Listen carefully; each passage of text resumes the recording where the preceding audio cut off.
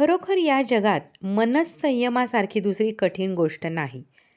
संत म्हणतात एक वेळ सातही समुद्र पोहून पार करता येतील. विश्वातील सगळी हवा शोषून घेता येईल. खेळण्यासाठी महापर्वताचा चेंडूही करता येईल, पण चंचल मनाला वश करणे हे या सगळ्यापेक्षाही कठीण आहे. परंतु असे असले तरी भयभीत किंवा निराश होण्याचे काहीच कारण नाही. वीरव्रती साधक जर मोठ्या नेटाने, मनोभावाने, असीम चिकाटीने आणि दृढ निश्चयाने भजन पूजन ध्यानधारणादी करीत राहिला तर ईश्वर कृपा होऊन असाध्य तेही साध्य होईल. परमेश्वराचा नाममहिमा आणि नाम सामर्थ्य अगदी असीम आहे.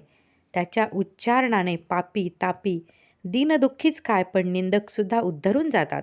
या नामामुळे ज्यांच्या अंतःकरणात भक्तीचा लवलेशही नाही त्यांना देखील भक्तीमध्ये गोडी वाटू लागते आणि पार्थिव वस्तूंविषयी तिटकारा उत्पन्न होतो.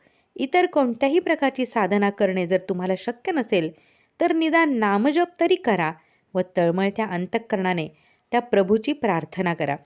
त्यायोगे तुमचे मन समर्थ व शांत बनेल. मग कालांतराने ईश्वर कृपा होऊन तुमच्या हृदयात प्रेमाचा व भक्तीचा झरा वाहू लागेल. संकलन आनंद पाटील.